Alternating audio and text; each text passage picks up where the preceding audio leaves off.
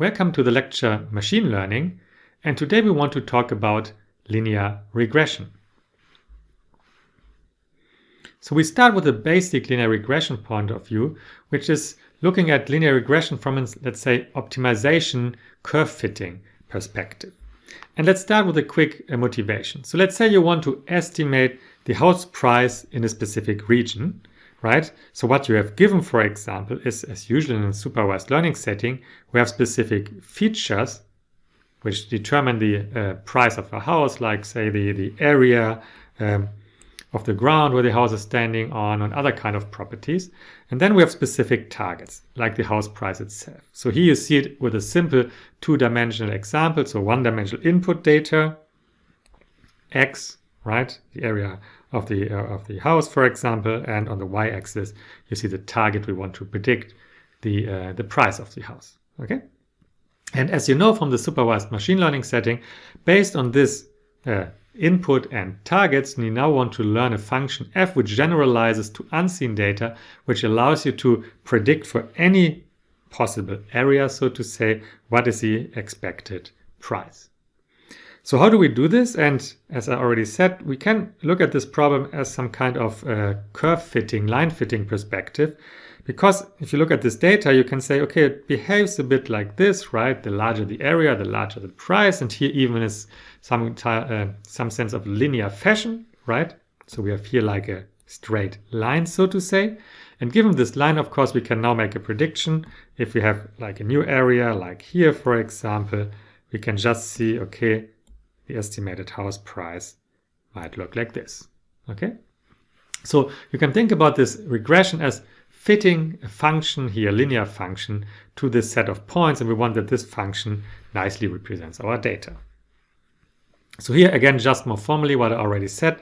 So in the general sense, we have given specific observations, which could be like d-dimensional vectors in general, not just one feature, but multiple features. And we have n many of these. And usually what you see throughout this lecture a couple of times is that we collect all these together into one big matrix. So this is an n times d matrix of observations, the data matrix, which represents in every row as a different instance, and the columns are the different features. And along with these observations, we have set the targets, again, n many of these. And usually we are just looking here at one-dimensional targets, but in general you can also extend it to multiple targets, and this is also like a vector, okay? And as said, what we are looking for is a function which maps the input to the continuous output. So we want that this here is very close, so to say, right? Y equals, in the best case, f of x, and this f can then be applied to new data as well. So that's formally the setup we are looking at, and this is in general a regression setup. So the question here becomes, what is this function f? And in this chapter, we mainly talk about linear regression, which assumes that this function s is a linear model. So what does it mean?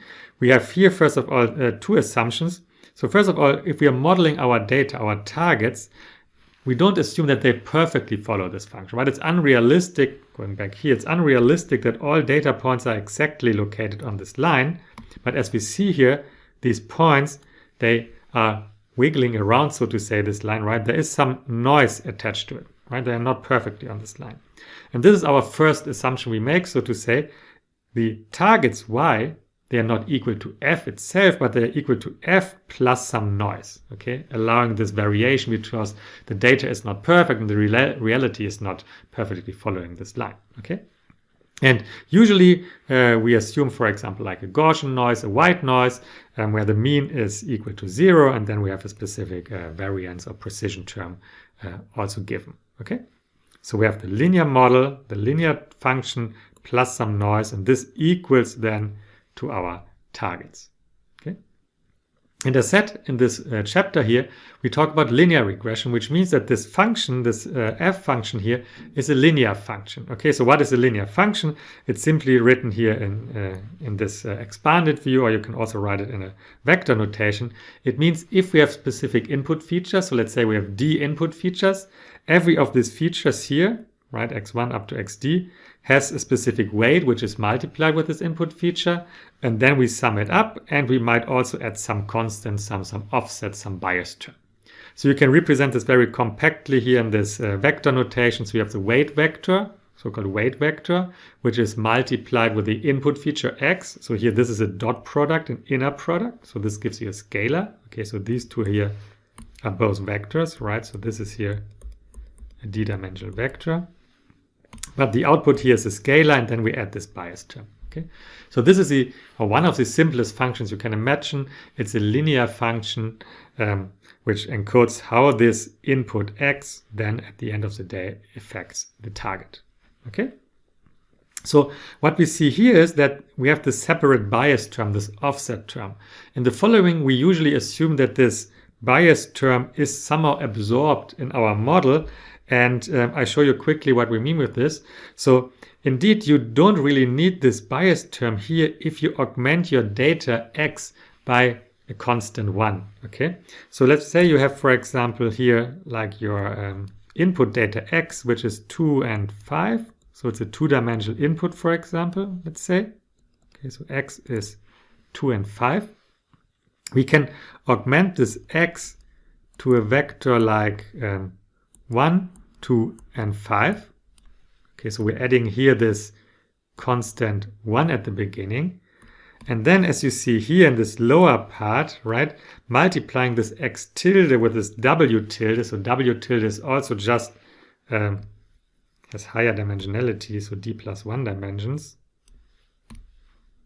So here, this is d plus 1 dimensional now. So like this here, which is also d plus 1 dimensional.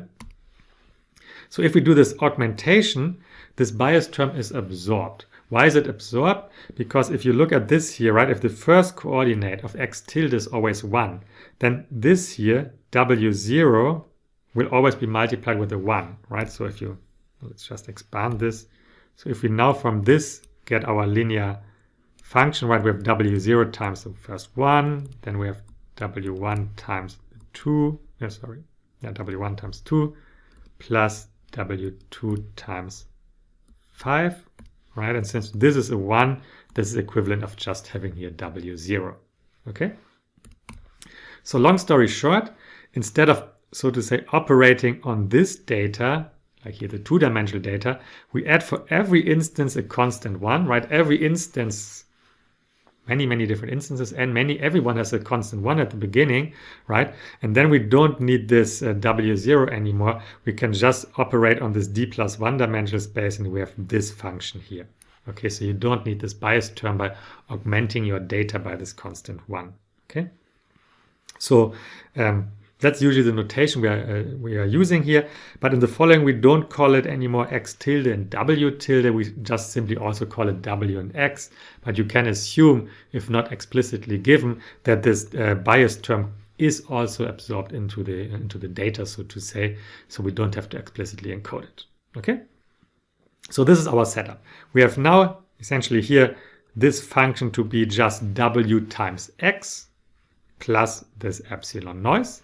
And now the question is, how do we find the best w? How do we find the function, which means how to find this w, which explains our data, right? Because the w is what we can change. If you look at, like, let's say, let's go back here, at this plot here, of course, there are different linear functions, right? So the red line is a linear function, but you can also think about that you have like this blue line here, or you can have here this green line, for example, right? All of these are linear functions, right? And they even don't have to go through the origin, right? Because we can have also like this bias term, this offset, right? So all of these here are linear functions described by a different w. So the parameter w determines how the function looks like, right? So how do we find the best w that explains our data best, that fits best to our data? That's the task we want to solve here, and this is essentially the learning in the machine learning. We want to learn these parameters here in this case, which find this or explain this linear dependency. Okay, so how do we do this in general? So we can do this, for example, by setting up a loss function, an error function, which measures the misfit, so to say, the error between our line and the observed data. Okay, so again, we have our line, which is parameterized by the w, and we have our data, as you know, right? This tuple of input x and target y. And now we can see how well this model explains this data by looking at the error. And the best is to look here at this example. So let's say we have here the data points. The red dots are the data points. The blue line is some model we might have picked. Okay, so some function, some linear function we might have picked. And now we can look at the error, which could be, for example, measured in the terms of this very famous least squares loss, where we essentially take here the distances, right? We see how much deviation do we have between the actual data and the observed line here, right? That's here. We have the observed data, the target of the observed data, and the prediction given by the line, the output of the line, so to say, at this position. We look at the difference, and here in the least squares, we sum it up, we square it, and then we sum it up over all data points. And for convenience, we usually also normalize by 1/2. Okay. So this is the error function, which measures how well this line describes our data. And again, if you look at a different function, for example, so let's say we have here another function, which is like this, let's say, I don't know, this green line here, for example, of course you're getting a larger error, right? So here you would have these kind of distances, which are in sum much larger than these distances here. Right? So this green line apparently is not such a good choice, but this blue line here might be a better choice. Okay? So that's the core idea.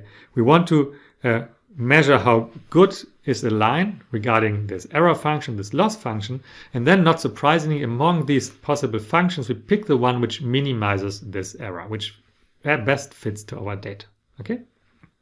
So one important point, which is often done wrongly, is please be careful what you're actually measuring here. So what this term represents here, right? So this term represents the difference between the target y and the predicted value. Okay, so it's measuring along this axis here, along this vertical direction, right? Because here it's our y target. Here's the input x and here's the y, and we're measuring the gap, the error along this y axis. So what we are not measuring is like here, this shortest distance, right? This is not what we are measuring, where we are also varying, so to say, the x, the shortest distance, shortest projection, so to say, the projection to this line, but we are measuring along the y-axis because the error is in the output, in the target, and not in the input, okay? So x here, that's the input.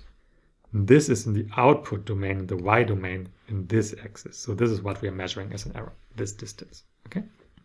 Good. And yeah, this least squares is the standard choice, right? The squared, residuals, the squared difference, so to say, and then summed up among all data instances. But there are many, many other choices, of course, right? You can pick here, for example, the L1 norm, right? That you have here the absolute values. This is more or less up to you, but as you see, different choices of loss functions lead to different kind of interpretations later on. And this is why this least squares function is a quite famous one, because it also has a nice probabilistic interpretation, as we later on see.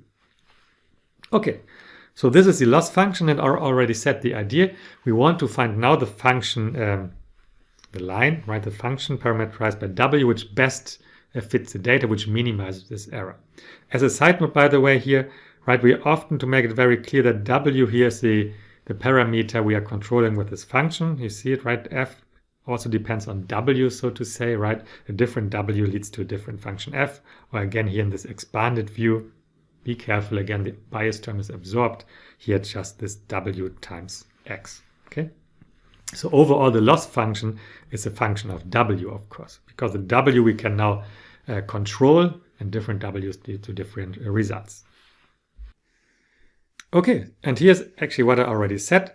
So here we have our error function, our loss function, the least squares loss function, and we are looking for the W which minimizes this loss function. So of course, we are interested in the parameters itself. So we're looking at the argmin, and this is what we know the W star. So the optimal parameter vector, the optimal weight vector, which has a best fit to our data.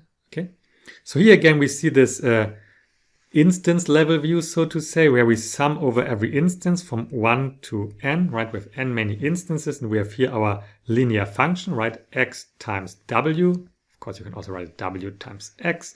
Doesn't matter in which order. But here we have our linear function. And again, here I have the target. This is just equivalent. But again, just as a repetition to make it a bit more familiar to you, we can, of course, also use here this matrix view, where the matrix has like, again, shape n times d, right? N rows, meaning the instances, and d are the number of features, dimensions we have. And then we can also equivalently write this here in a very compact form. Okay, so remember, so this here is n times d, right? This here is our feature vector, which has d times 1, so to say, dimensionality, right? And here these are our targets, which is n times 1, so to say, right? Because for every instance, for every input we have one target, one ground truth label given, right? It's a supervised learning setting. For every instance n, we have this label. And here you see when we are multiplying these two, we get an n times 1 matrix or vector, right? So this gives you a vector of n components, and we can of course subtract then these n components from the target. And here this is just the square term from before, okay? So this is just the matrix view to have it in a very compact form, but the overall goal of course is the same. We're trying to find the corresponding W, which minimizes this loss function, okay? So how do we solve this? You all should know this, how this works in these simple kind of optimization problems. You can take the gradient and set it to 0, and technically you have to check whether this is then a minimum, of course, right? So we have our loss function, we compute the gradient, and we aim for setting it to 0, okay? So we often do this here already in this matrix form. To have it again very compact, you can check out the matrix cookbook.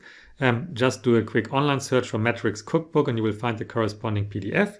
And then if you look at these equations, at least in the version we had available, then you see all these rules how to derive it. Okay, so here's just the standard loss function we have seen from before. Here we have expanded this term here, right? We have opened here this multiplication.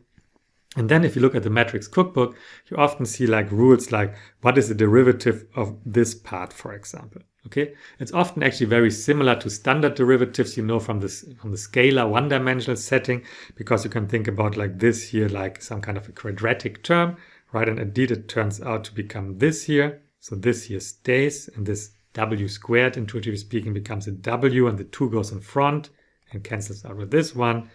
Here it's similar to the scalar case. If you take the derivative with respect to w, it more or less like disappears. So what is left is here this xty. And of course the 2, which cancels out with this 1/2. And this does not depend on w at all, so it disappears when you take the true gradient with respect to w. Right? Be careful, you take the gradient with respect to w. That's what you're interested in. This is the parameter you're optimizing over. This is what you want to find. So of course you take the derivative with respect to this parameter, and then of course you want to set it to 0. Okay? So this is the derivative of this loss function with respect to this w vector, right? It's a vector, not just a scalar. And of course now we can set it to 0, but as you see, this is also quite a simple function. It's somehow easy to set this to 0, right? So from before we have seen this here, right? X transpose xw minus x transpose y. This should be equal to 0. And you can more or less just solve it, okay? So you see that if you put this, for example, on the other side, right? This becomes this part. And then you take the inverse of this matrix, right? Take the inverse of this matrix, which is here this part, and then this is the final result. So indeed you have a closed form solution for the optimal parameter w, just by analytically taking the derivative and then setting this to 0. Okay. So just as a small side remark, so this term here, this x transpose x inverse times x transpose, this is called the Moore-Penrose pseudo-inverse, okay? Because for an actual invertible square matrix, right? So let's say X is some, let's say we have here an actual invertible square matrix, then this pseudo-inverse actually corresponds to the actual inverse, okay? So this pseudo-inverse also exists in other cases, right? Even if we have like, for example, non-square matrices, like here, for example, this is a non-square matrix, right? N times D, of course, is in general a non-square matrix. So it's, let's say, rather tricky to invert it, right? Because you usually can just invert square matrices. But here this pseudo-inverse also exists in other cases as we see it here, but in some cases it matches, so to say, the actual inverse of a matrix, okay? But here we need this pseudo-inverse. So this is something you should really remember. This is also called the so-called normal equation for least squares. And this indeed already gives you the solution, right? So you have your data matrix X, it's an N times D matrix. You just compute this here analytically, this pseudo-inverse. And then this pseudo-inverse you just multiply with your target vector, okay? Because Y is again a vector of targets, an n-dimensional vector, right? And this here is an D times N matrix. Right, this would be a D times N matrix, because then if you multiply D times N with an N, you get a D-dimensional vector, which is exactly the dimensionality of this W star. Okay, and that's all. This is how you can find your optimal line, your optimal linear function, which explains this data with these targets best. Okay, good. So now, of course, the follow-up question is, what happens if the data it's not in a linear form, right? Because so far we assumed, okay, we can only fit like linear functions. Can we do this in a more complex scenario? Like here, for example, here we have like a process which is like a sine curve. So in the following, by the way, we just talk about one-dimensional data to make it a bit simpler. So the input is here always one-dimensional. And you can say, for example, my function has this kind of nonlinear behavior. Okay, so here's the input xi or x1 in this case. We have here the sine function. And then, of course, you see if you're increasing x, this y goes up and down in like this sine curve. Okay, so the green function here in this plot, and this is what you also see in the following a lot, the green function here is the true underlying behavior, the true underlying function the data follows. And the blue dots here are actually your observed data. So again, remember that in reality, of course, your data you're observing is not perfectly located on this line, but you always have this noise term. Okay, so the data is somehow located around this line here, right? And this is why we have to find a function which tries to explain this data best, but we might not achieve, of course, zero loss. We might not achieve zero error because the data is subject to some noise, some white noise, for example. Okay, so this is what you see here. The true function, and then the blue is the observed data. And the question was, how can you handle these scenarios? How can you handle this now? Because so far we can only handle linear functions. But the idea is actually very simple. We can, for example, use a result that polynomials are universal function approximators, meaning whatever function you have, you can find it a polynomial to a quite large degree potentially, which approximates this function to a small degree. Right, so we can approximate it as close as possible, so to say, by increasing the degree of a polynomial. Okay, so here, for example, a line, of course, might not well explain it. A second-order polynomial, like here, for example, this might still not explain it, but a third-degree polynomial might already lead to a good result. A fourth or fifth might be even better, for example. Okay, and that's more or less the core idea. We can, for example, try to represent our model not as a linear function, but just as a polynomial. Okay, so here you see it again. Be careful now in a one-dimensional input scenario, right? So x is now only a scalar. And what we can say is, okay, we don't just have like w0 plus w1 times x. This would be still our linear function from before. But now we are also taking all different kind of exponents of x. X to the power of 3, x to the power of 2, to the power of 3, to the power of 4, and so on and so forth. So we have here all these different components. And m here now denotes the degree of the polynomial. Okay, so m is the degree of the polynomial.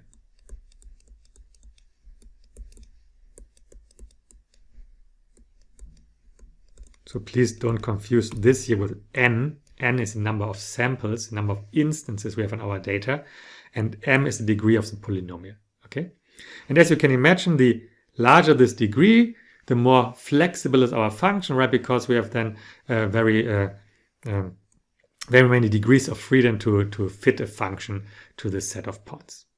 Indeed, we can make it even more general here, right? So why should we restrict ourselves to polynomials, right? Just x to the power of 2, x to the power of 3, and so on and so forth. But in general, we can just pick arbitrary basis transformations. Okay, we can just say, here we have not x to the power of something, but we have some arbitrary function, right? So this function here could be, for example, let's say phi of x is square root of x. Right? So we can just pick whatever function. We could even pick sine of x, which would be a nice choice for the example from before. But in general, we can pick any transformation on our input data. Okay? So in general, here also just as a side remark, in general, we pick the first basis function, so phi of 0, to be the constant 1. So why do we do this? Because this exactly represents what we said before with absorbing the bias term. If we say the first transformation maps every input to the constant 1, whatever this input is, right, it doesn't matter, then this exactly corresponds to absorbing this bias term into our data, so to say. Okay, so there, if this first is always 1, we have this setting that W now then 1 is, we call it actually 0, W0 is then always multiplied with a 1. Okay? So this is the most general setting we can think about. We can generalize this linear function not just to a polynomial, but we can generalize it to any kind of basis transformation, which can then again be represented as still this linear term. So what is important to note here is that this here is still a linear function in W. That's the important part here. So our W interacts still in a linear way. Okay, so we have still like a linear function in W, which is the important part here.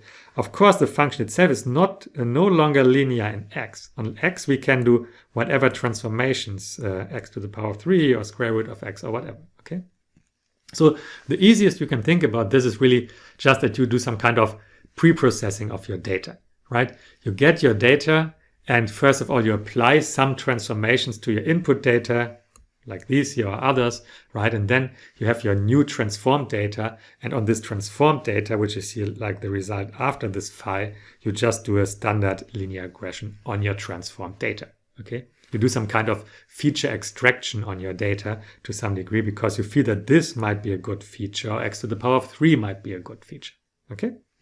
So that's the general idea, that you do this kind of basis transformation, transforming your data. And then you're still back to a standard linear regression model. So here just some famous examples of these transformations. We already talked about these polynomials, x to the power of something. Right here are these just represented how it looks like. You can do a transformation based on Gaussians, right? You see that here, this is your input x, which you're trying to transform, and then you shift by the mean and you scale by the variance and you take it e to the power of minus this term, right? These are like a Gaussian basis function, very famous.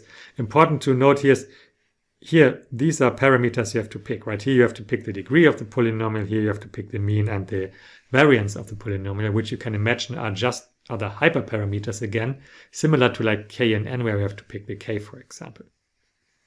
And another famous one is the logistic sigmoid function, which you also will see a lot in like neural networks later on, which is just denoted as a shortcut usually with this sigmoid, okay, which is defined here. So the sigmoid function looks like this here, right? It's like this S-shaped curve, okay? So this is like the sigmoid function. And then as a basis transformation, you can have again different versions of it by shifting and scaling it to a specific amount, okay? But long story short, all these are more or less just transformations of your input data, either in the one-dimensional space, but of course you can also just generalize it to a multivariate space. And this is what we have here now then finally written down. Here's a big overview. So if you want to handle nonlinear dependencies in your data, you can simply apply these basis function models, which is in general written here. So you have multiple basis transformations, phi of j, okay, where everyone gets a d-dimensional input vector. So that's a standard original data. Original data was d-dimensional, and every of these basis function maps it to some scalar domain, okay? And then usually we can also just stack this together, so to say, to a capital bold phi function, so to say, without an index, which maps then from the original d-dimensional space to, and here we use the m+1 dimensional space, to an m+1 dimensional space. Okay. So what this means simply is you have a couple of these basis functions from y1 to m, plus you do this absorbing the bias term.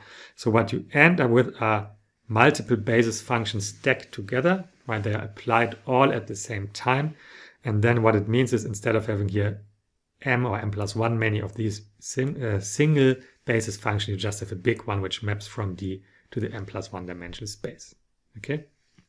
And as said, as an actual example, you can really think about if you have, for example, some input data 2, 5, you can do arbitrary transformation, right? It could be that you want to apply the square root of the first dimension, for example, or you want to do first plus second dimension, or you want to do first times third dimension. You can pick arbitrary transformation, right? Here the first one was a square root, the second one was a plus, and then the other one was a times, for example. Okay, you can do whatever you want in this case. Good. So that's the general model. And then, not surprisingly, you can apply the same as before. You can just say, okay, now we have this transformed data, our basis transformation of the data. Let's just now try to minimize the loss again. Okay, so here again, you see the target. The target you don't transform. That's the target you have at hand, right? Here's your input data. Here's your transformation. And now here's your weight vector. Okay. The only important part is here, of course, now the weight vector has also a different dimensionality. Originally, this weight vector had d dimensions like the input data, or d+1, depending whether you absorb the bias term or not, right? And here in this case, it would have m+1 dimensions after the transformation. Oops. Okay. So one last term I want to mention here, this basis transformation, or the data we are getting after these basis transformations, is often called the so-called design matrix. So what is the design matrix? The design matrix is simply applying the basis functions to every of our data samples. You see it here. As before, every row corresponds to one of our input data samples, right? Here's x1, x2 up to xn, x1, x2 up to xn. Right? And the columns are now no longer the original features, original d dimensions, but these are now the transformed data. Okay? So you apply here the first basis function, second basis functions, m's basis function. Okay? So overall you have m+1 here, because remember this was usually mapped to the constant 1 to absorb this bias term. Okay? So this matrix here is the design matrix, and again it's an n for every sample and dimensionality of the data. And this is then, of course, what you can plug in again in the matrix notation of your loss function, right? So again, here it was where we sum over the samples. Here we just write it down in a matrix notation. So it's our phi times w minus y, and so on and so forth. Okay. So you see that this model can really just be applied also to nonlinear dependencies in your data. It's more or less exactly the same, because if you now look at this term here, right, this is now our new loss function when we have this more complicated setting. Of course, this looks exactly the same as before, right? So before we had this kind of model where we operated in a linear fashion, right, with our x and then times w, and now we just have the design matrix times the w. That's the only difference. So as I said, it essentially means just that we take our raw data, we transform it to some different space, extracting some features, but then on this transformed data, we just fit a linear regression model. And then, not surprisingly, of course, the optimal solution, you can just check it out based on the previous results we just have derived.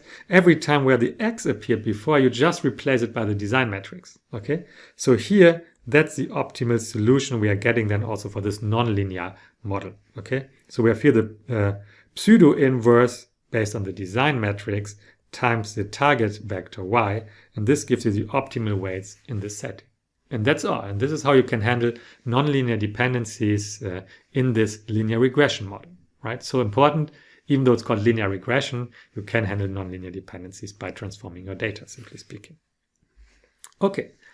So Then the natural follow-up question now is, how do we pick, for example, the degree of this polynomial, or even what kind of basis functions do we pick, and so on and so forth, right? But this boils down to some kind of a model selection principle similar to for example, K&N classification. So indeed then, you can, of course, not surprisingly apply the same principle like train validation test, for example. But I just want to quickly show you how this behaves here to get a bit of a more feeling what this actually means compared to this K&N settings we had before. So what happens actually if we pick different degrees of polynomials? So let's say we pick a very low dimensional polynomial, which if m equals to 0, it means we can just learn constants, right? So order 1 polynomial means we can learn lines, right? Order 0 means we can just have constants, which we see here, okay? So please recall again, here's the input x, here's our output, here's the true function, which we usually don't know, right? Here it was a sine curve, and the blue one is the data we are observing, and we're trying to fit this data as good as possible, okay? And if we have just order 0 polynomials, we can fit this function, which doesn't really explain the data well. So let's increase it. Let's increase it to polynomials of degree 1, so lines. That's the result. Still not very good. Degree 3, okay, that already looks quite nice, right? It already well explains the data. Of course, it's not a perfect sine, right? Sine curve, but it is already close by. So let's increase it even further. Degree 9, oh, that doesn't look good anymore, right? So now you have so much flexibility that you can perfectly fit every point, right? Because you have 1, 2, 3, 4, 5, 6, 7, 8, 9, 10 points, right? And the polynomial of degree 9 has 10 parameters here, right? We can perfectly fit this data even in this setting. And you see already here an issue again, right? So this, of course, is not good. This is also not good, right? So this here is overfitting. We are nicely approximating or representing our training data, right? The blue ones are the training data, but we are not really generalizing to new data, because how will new data look like? New data will be here, right? New data will be located around the sine curve. This is what we said. Green is the true function, and our actual data will be somewhere around this green line, right? Green line, or green function, sorry, plus some noise, right? The green data will be somewhere here, which is not well explained by this red curve here. So this here again is the overfitting scenario, right? We are approximating the training data well, but new data won't be well explained. This here is this, what we call underfitting, right? We have a model which is simply not good enough, which is not flexible enough. So we have, or even on the training data already, a huge error, okay? So what do we want to do? We want to find here a good trade-off, right? We want to find a good m in the middle, which is somewhere like m equal to 3. And what is the way to go, or one way to go? The default way to go is, let's do it via a validation set, right? We take away a validation set, we train our polynomials on a training set, and then we check how the error behaves. So this is what you see here in the plot, and you have seen a similar plot before. Now the only difference is we are not measuring like accuracy, but we are measuring actually our least squares error, or loss function, okay? And what you see here is on the x-axis, we see the degree of the polynomial, and here you see the loss function, the error, the optimal error we can achieve when fitting a polynomial to this data. And you see, of course, at the beginning the error is high because degree 0 is not good, then it drops, and even here what we see is at degree 9 we have 0 error, we perfectly approximate our training data. On the other hand, for the validation data, right, the data we took to the side, so let's say this is our validation data, here these green points here, for example. The validation data first also goes down, and then it jumps up, okay? So this behavior we have seen before in the good data science practice, but it also happens here now, just measuring the error, for example, okay?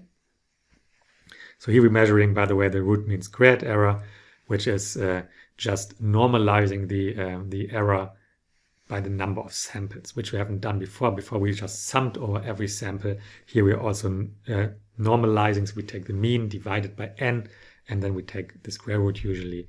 But this, of course, is proportional to the least squares loss. Okay. So this is what we see. Our standard approach, or standard observation, also applies here. Higher degree decreases the training loss, but at some point increases the validation loss. So you should pick a good trade-off. So in this case, for example, this would be a good choice because starting from here, the error is not getting better, or it's even getting worse. So you should pick the most simplest model, which can still very well explain your data, which would be here, right? Because degree 3 is much simpler than degree 6 or 7, for example. So this would be your choice. And this, as we have seen, is indeed a good choice. Okay. So that's one way of doing like this model selection. And by the way, in general, of course, this can be extended to also to the basis transformation. We have seen that we can not only pick here polynomials, but we could pick arbitrary functions, square root of some features, the sign, the product, and so on and so forth. So all different kinds of transformations. And this principle, of course, can be extended, right? You can check which kind of basis transformations do I want to do, okay? Square root plus and so on and so forth. And then you can monitor the validation and the training error. And then among these, you can pick the one which achieves the best performance on the training validation data. So this is, of course, not just restricted to the degree or to some continuous domain, or here it's even like a discrete domain, but you can just do arbitrary combinations, selections in your model, and then you pick the best among these.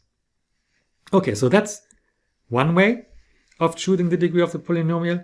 I quickly want to show you also another way, which is somewhat motivated by looking at this problem in a specific way.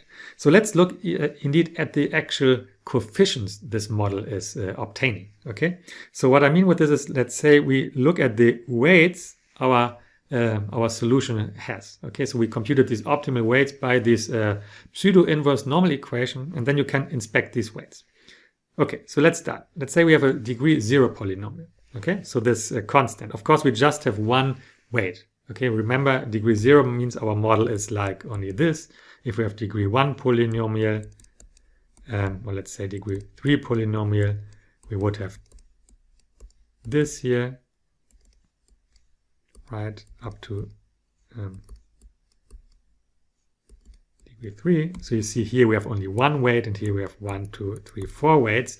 And this is what we show here in this table. Okay, here it's only one weight, here it's 2 weights, here it's 4 weights, here it should be 10 weights. Okay, degree 9 means 9 plus this bias term, 10 weights. Okay, so we're illustrating here these weights. And what you observe is that in the overfitting scenario, we often have very large weights. Okay, you see here, weights are somewhat in a good range. Weights are somewhat in a good range. Here, oh, they start to grow, and here you see they are exploding.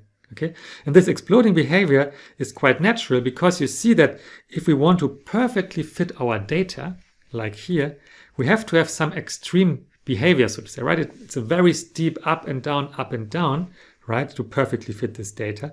And this can only be achieved if we have here these very large coefficients.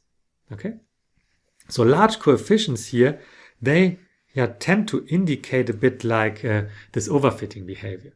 Okay, so it might be a good idea actually then to say, wait a second, if large weights are not good, if large weights are overfitting, or meaning often overfitting, why don't we just penalize now large weights? Why don't we say we want to learn a model like these W's, but at the same time we want to avoid that the weights are becoming too large? Okay, and that's indeed the idea of regularization.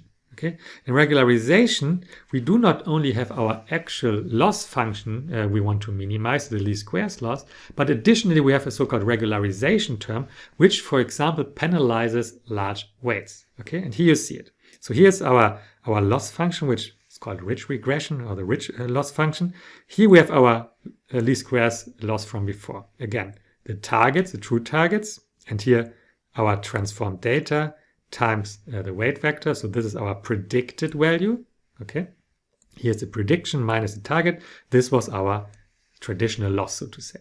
But now we are adding here this regularization term. And here in this case, we're adding a so-called L2 regularization.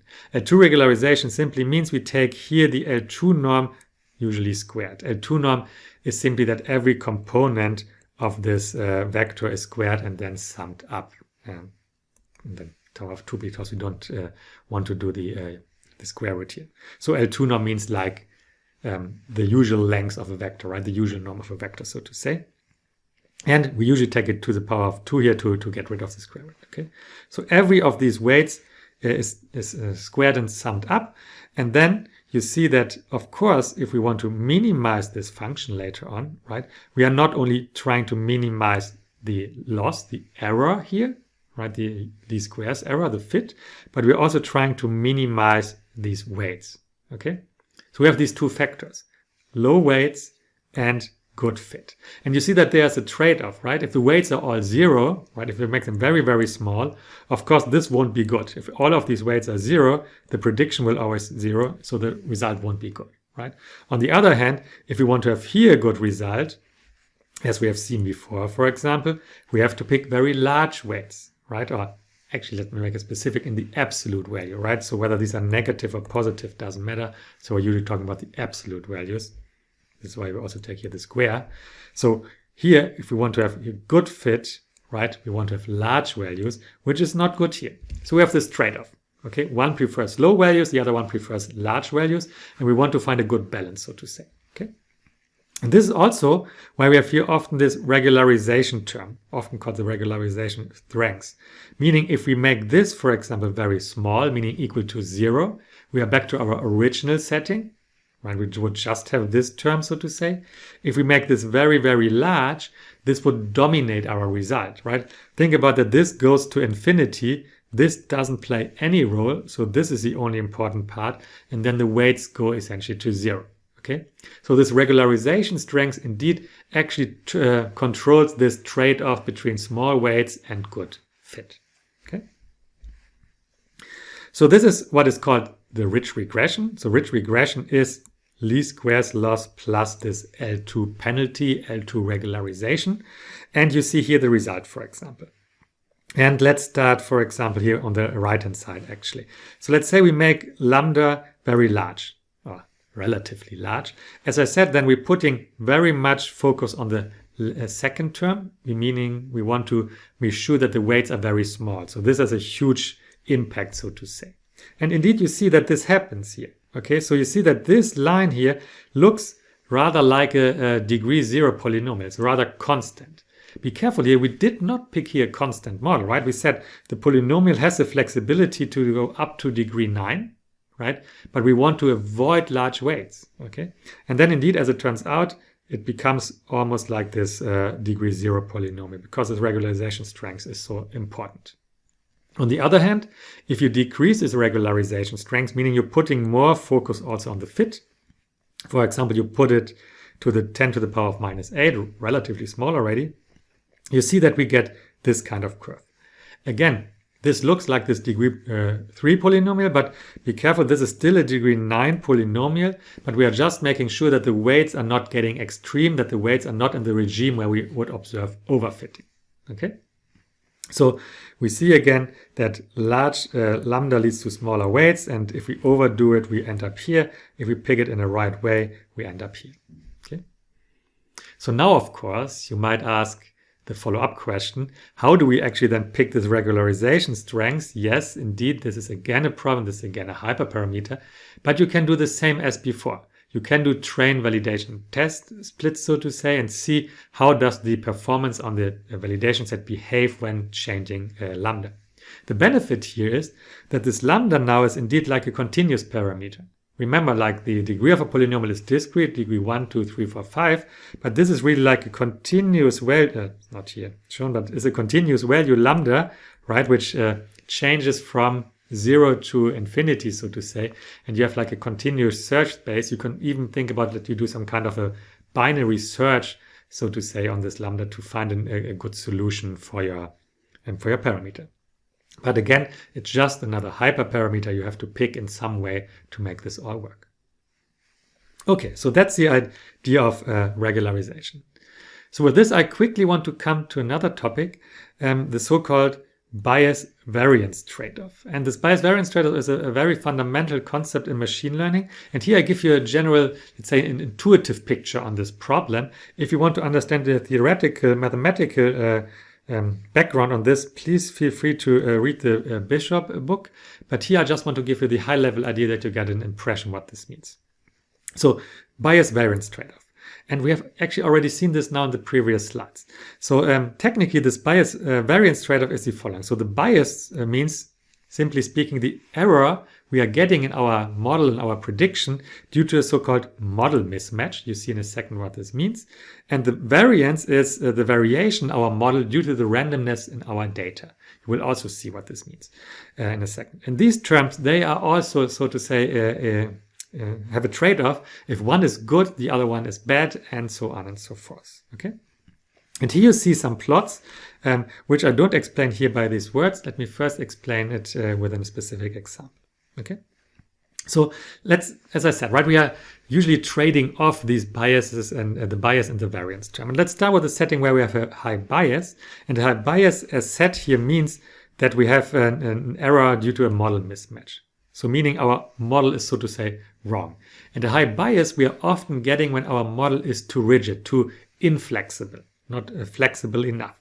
And this is indeed what we have seen before. If we pick, for example, a very large regularization term, our model is very restricted because we want all the weights to be very small. So if we want to find a model, we are restricted to this very limited regime of having only the choice between all these small weights. Okay, we don't have much flexibility. We are very limited. And then, for example, we can only find this model. And as we see that this model it's not flexible enough, it does not capture our data, we see that we have a very large error, right, on the training data, but also, let's say, on like some validation data, which would be, for example, points along here. Okay, remember, this is a true function, and this could be other data like our validation data, for example. And this is more or less like illustrated with this plot here. So you see that the best result, so to say, hitting the center is not achieved, but we only get like results which are always off, which are far away from the center, which meaning we have a high error. Okay. So why do we have here multiple dots? These multiple dots, they represent models we have trained on different subsets of our data. Think about even what we talked about, like in the setting of the ensembles a bit, or just think about that you're splitting your data in multiple training sets. Okay, think about, let's say you have here your overall training data, and you split it, for example, in 3 pieces. Okay, so we have here 3 pieces. If you train a model on this piece of data, you will most likely find this line, right, in this very rigid regime, and you have a very high error. If you train your model on this subset of data, you will most likely find again this line, and you have again a very high error. Right? All these different subsets, they all lead to the very similar line, right? And they all have the same very bad results, so to say. Okay. So the best in this plot is really to think about the following. Let's say you fit a model based on these blue dots, and then you fit a model based on these orange dots.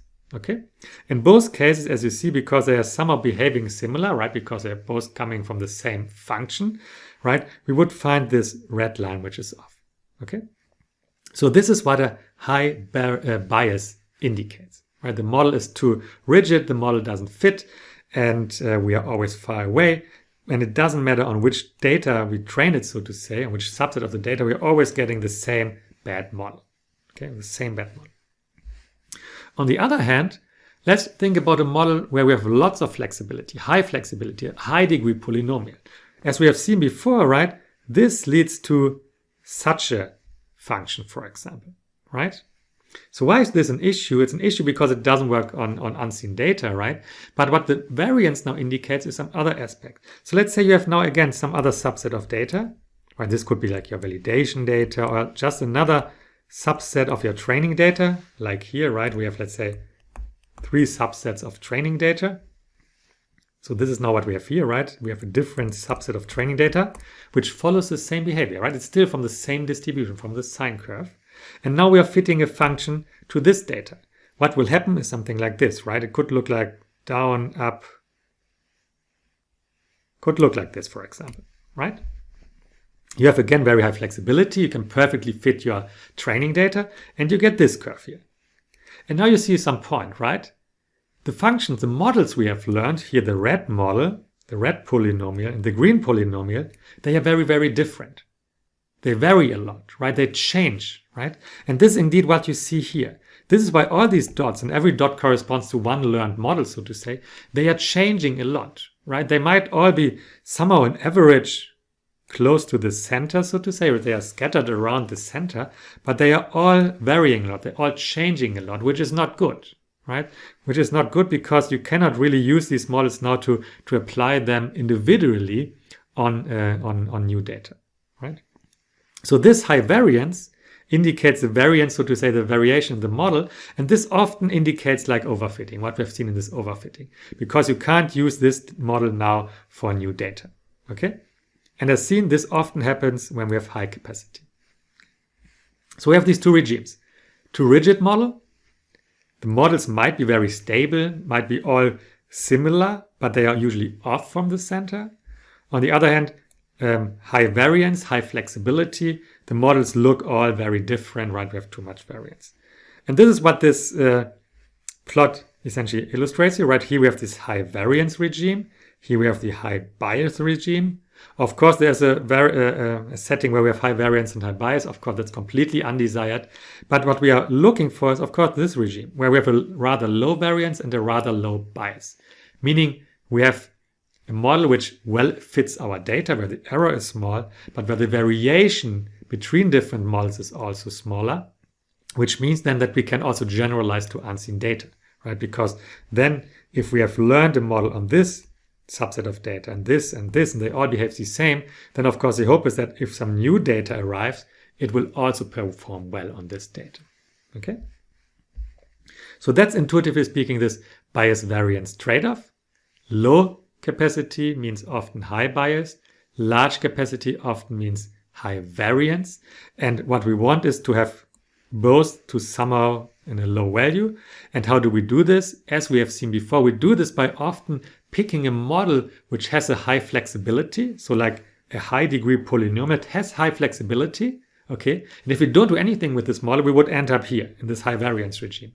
But what we then do is we control it by regularization, right? We have here our regularization strengths lambda, which makes the model less flexible, so to say, right? Increasing lambda means less flexibility.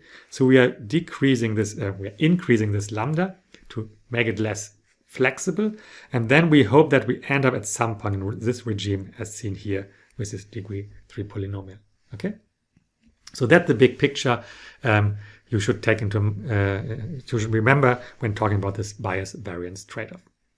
One point I quickly want to mention, because we already talked about ensembles a bit in our decision tree section, right? In the ensemble section, we learned multiple models and we said we use, for example, an average prediction among these models, right? We don't trust a single model, but we want multiple ones and then we take the majority vote, for example. This is exactly what we could see here, right? So here we have learned multiple models which are all somehow off and they are changing and have different predictions.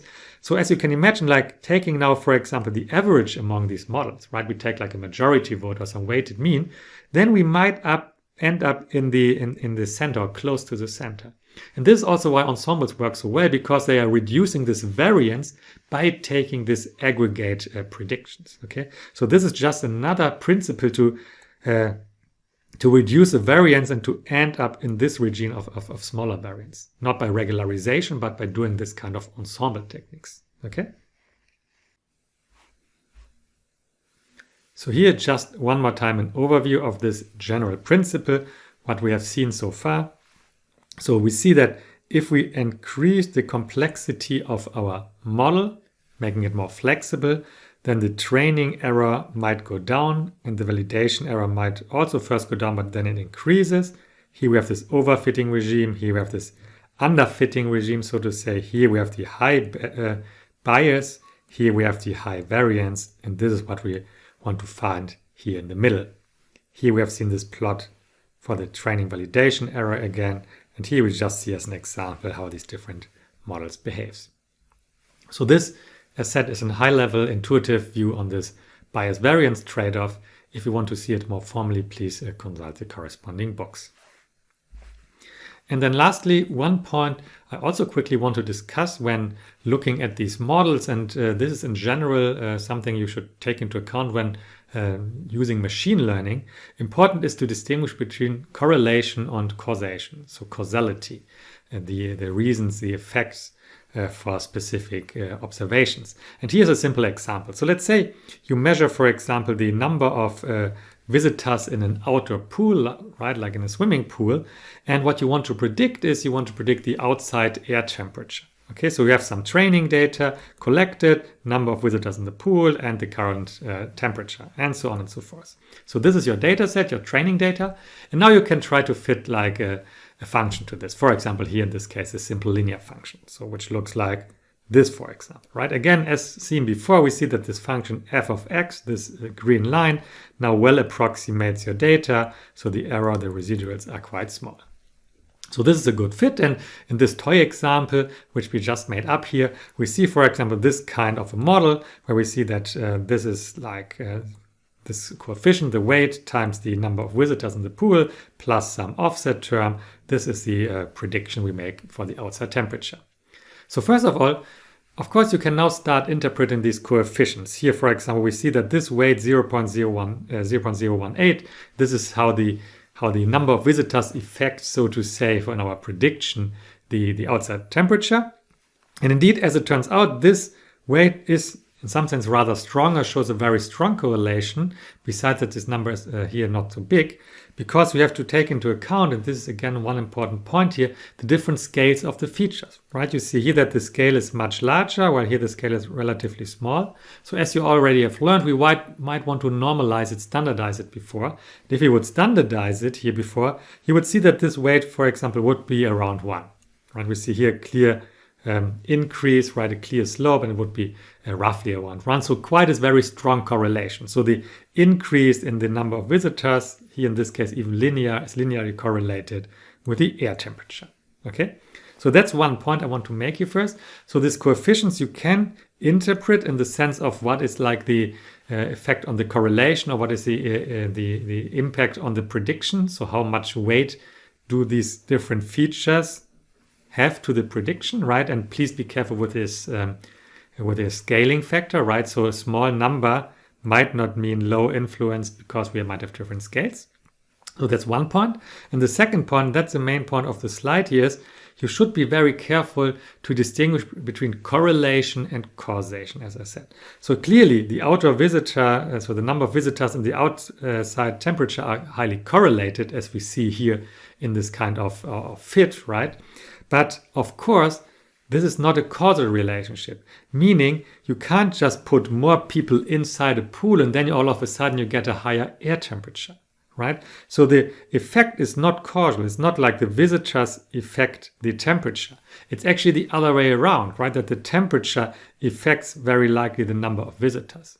So always be careful that correlation does not mean causality, causation, right? And you have to be careful in which direction these effects are, right? So here it would be exactly the other way around. The temperature affects the number of visitors.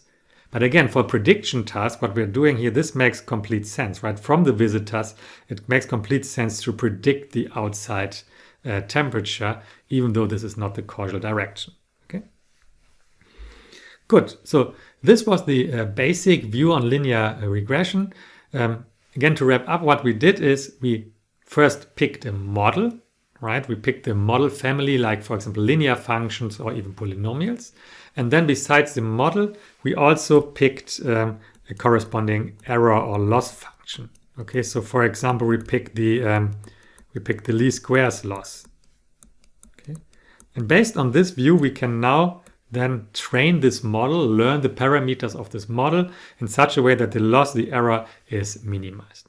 So this was a classical view, or is one classic view on regression, what I just presented to you. So you have to do these two steps. You pick the model, and then you have a loss function, least squares loss, and then you're solving for this.